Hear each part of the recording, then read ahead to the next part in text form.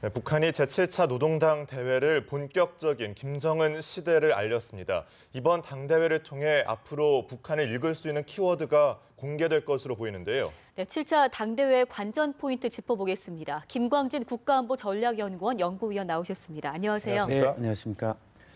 36년 만에 열리는 북한의 제7차 노동당 대회, 오늘 오전부터 시작된 것으로 알려지고 있습니다.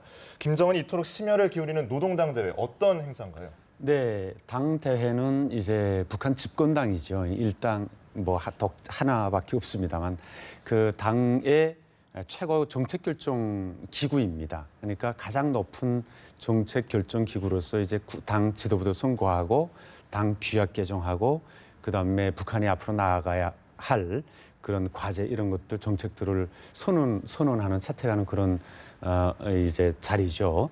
당대가 80년에 6차 당대 이후 36년 만에 처음 있는 일입니다. 그리고 당국가 체제인 북한으로서 이제 당대가 북한에서 가장 큰 정치 행사인 거죠. 네.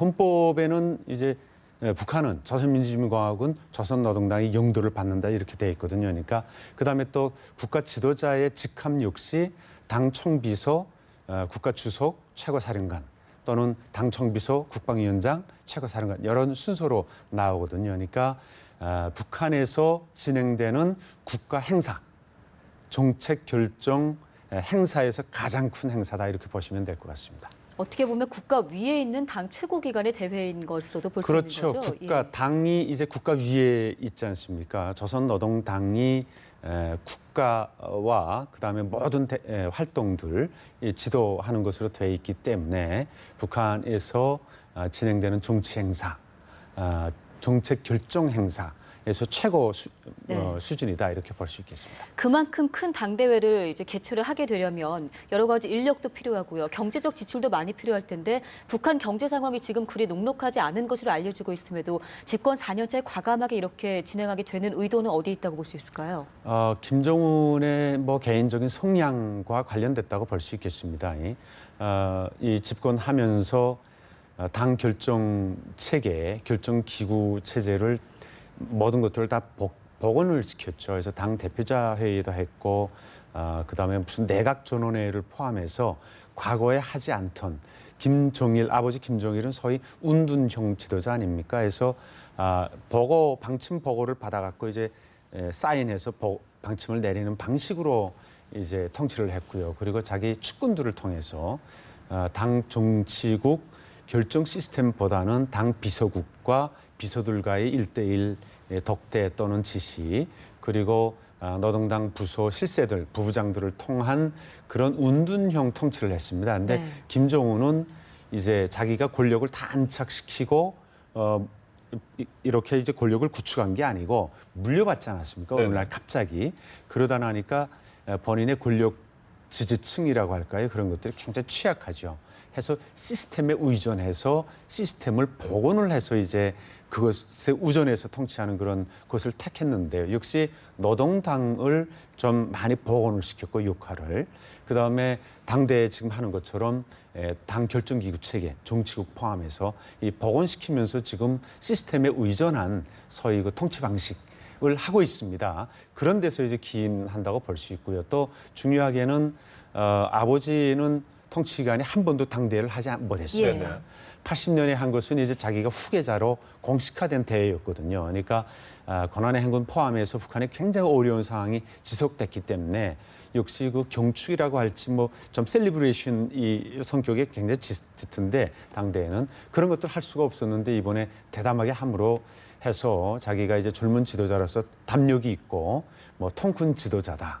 그다음에 할아버지의 피와 능력, 리더십을 이어받은 그런 지도자다 하는 걸 이제 과시하고 또 이제 명실상부하게 지금부터 6차 당대회나 과거는 히스토리다, 역사다. 이제는 김정은 시대 새로운 시대가 본격적으로 개막이 된다 하는 걸 알리기 위한 목적에서 7차 당대회 열었다고 봅니다. 네, 이런 의도와 의미가 갖고 있는 노동당 대회, 오늘 하루로 끝나는 것이 아니라 3, 4일 일정으로 진행되는 걸로 알고 있는데요.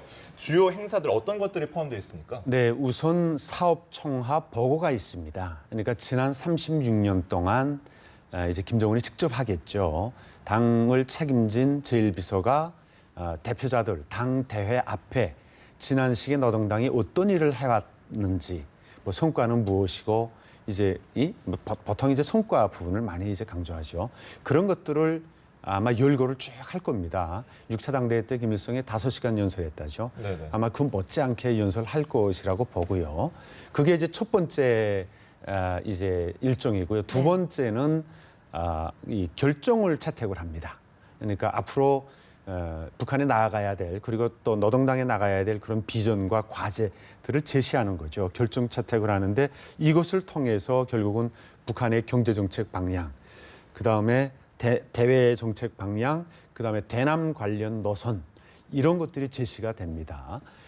당 6차 대회 때는 이제 10대 전망 목표가 제시가 됐죠. 인민경제 10대 전망 목표. 뭐 전기를 1,000킬로와트씩 생산한다. 그다음에 석탄을 뭐 몇만 톤 생산한다. 철을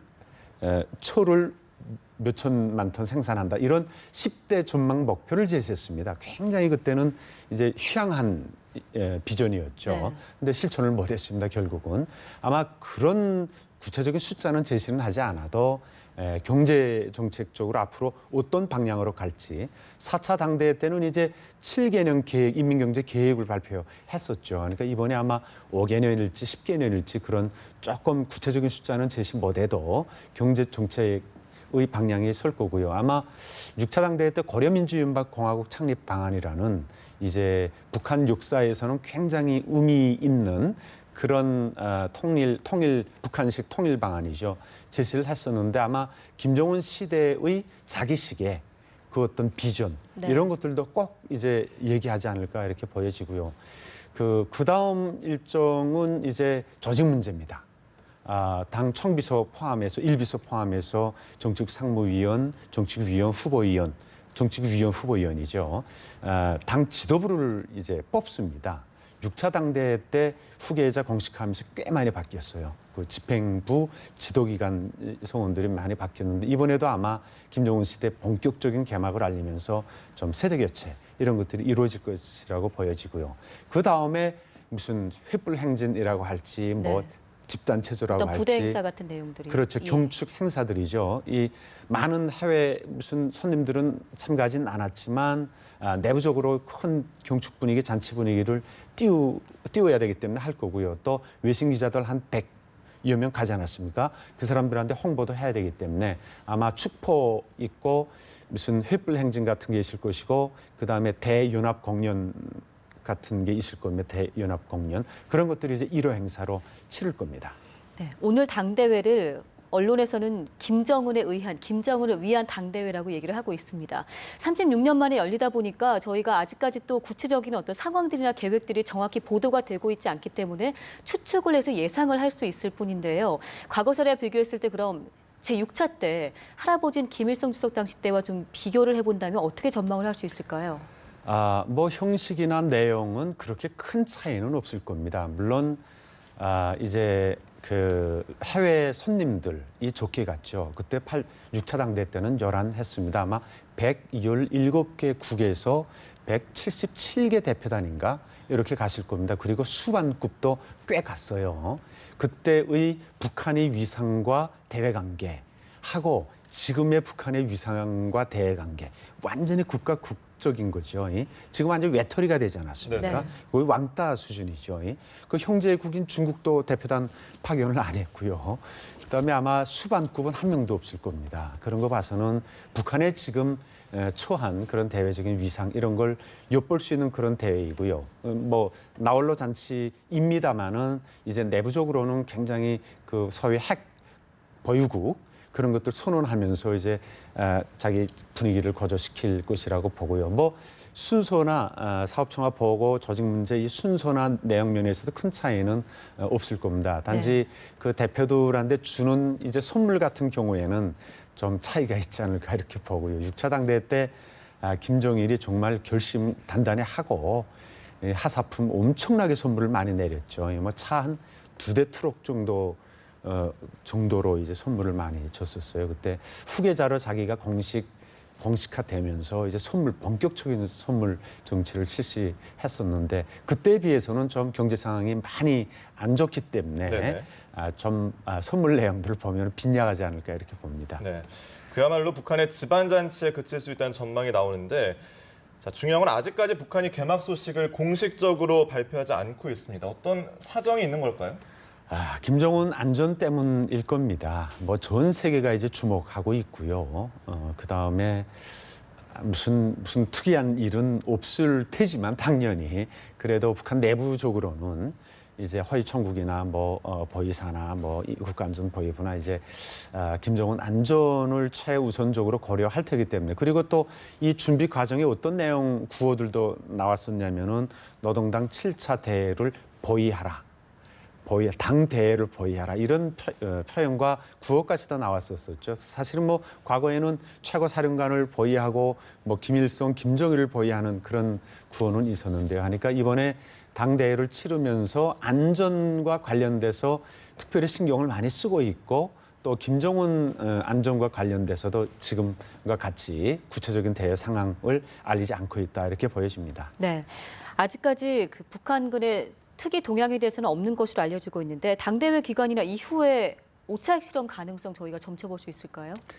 5차 핵실험 사실은 핵실험을 국대화하려면 효과를 어제쯤 했어야 했죠. 북한의 기준에서는. 근데 이제 하지 않은 거 봐서는 핵실험과 관련된 북한이 자기들의 스케줄 이거는 이미 1월 달에 충분히 당대 기념 선물이라고 하죠. 요즘 핵탄두 소형화를 당대 선물이라고 표현하고 있는데요. 그런 식으로 충분히 자기들이 얻을 것을 얻었다. 이렇게 아마 판단한 것 같고요.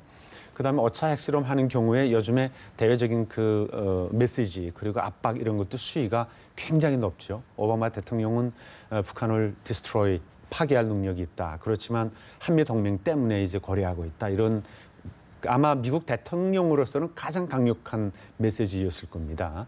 부시 대통령이 저번에 이제 악의축이라는 그런 발언을 해서 북한이 엄청나게 반발했었는데요. 그 훨씬 이상의 대북 압박 메시지로 보여지고요. 그다음에 시진핑 중국 주석도 당대 전이죠.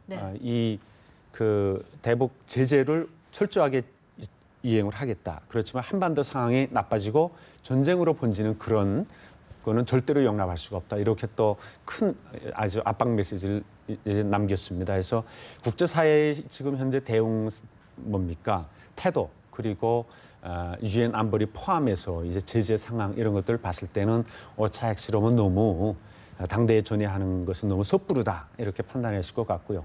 언제든지 자기들이 필요에 따라서 말하자면은 핵 무장화를 더 완성시키고 강화하고 그리고 대외적인 요건으로 봤을 때 이제 5차 핵실험이 필요하다 할 때는 언제든지 할 준비는 돼 있다 이렇게 평가할 수 있겠습니다. 네, 알겠습니다. 북한이 앞으로 공개적으로 보도할 내용들을 좀 참고해 봐야 될 것 같습니다. 지금까지 김광진 국가안보전략연구원 연구위원과 함께 얘기 나눠봤습니다. 고맙습니다.